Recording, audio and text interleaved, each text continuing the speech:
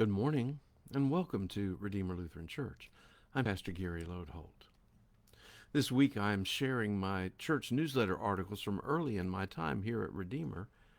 I chose the 5 years between 2003 and 2007, and I'm giving you the articles I wrote at Easter time in each of those years. I call them Sightings because I try to describe ways I saw God at work unexpectedly. Here's what I wrote in 2004.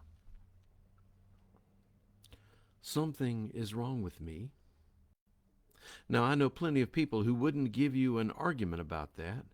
My guess is they'd raise their eyebrows in curiosity and say in disbelief, one thing? So I guess I should say there's one particular weirdness that I plan to address in this article. I guess there's only one way to admit this. Hi, my name is Gary, and I like to polish silver. I really do. I don't know why, but ever since I was a little boy and inherited this chore from my older brother and sister, who were glad to give it up, I have loved to polish the silver. When I was growing up, we had a silver coffee and tea set, tray, 2 pitchers, a creamer, and a sugar bowl, and I would listen eagerly from my mother to say that we were having company because I knew that one chore I was likely to be given was to polish the silver. Out would come the rag and some pink liquid I never did learn the name of, and I would get to work.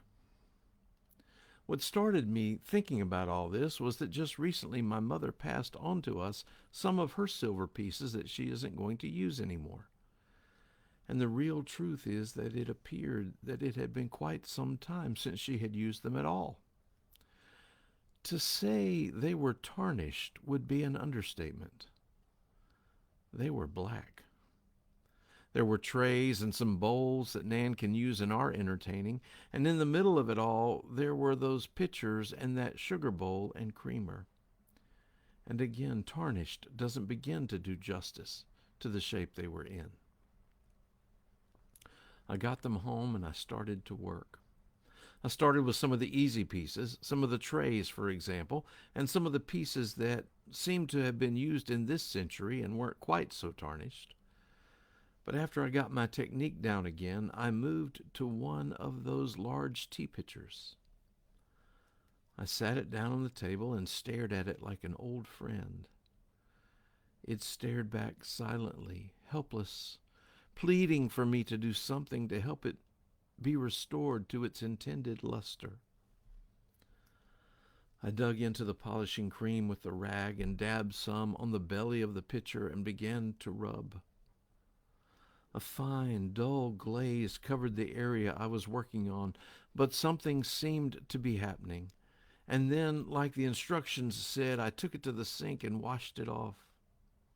And suddenly, gleaming back at me was a beautiful silver surface, so mirror-like that I could see myself.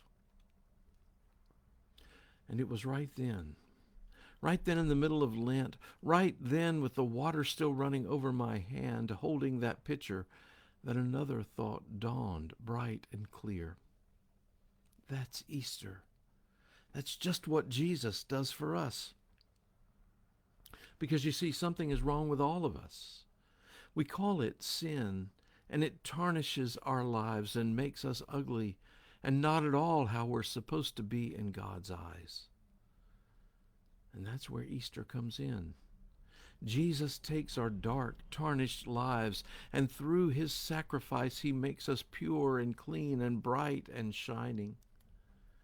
Because of Easter, because of his love, we are changed. So much so that when people look at us, they see the image and the reflection of God. The waters of baptism make us pure and clean. That's what Easter is all about. That's what Jesus does for us. That's the good news. Something's wrong with all of us. Polish us, Lord Jesus. Once again, make us new. Thanks for watching, and remember to let this day belong to God.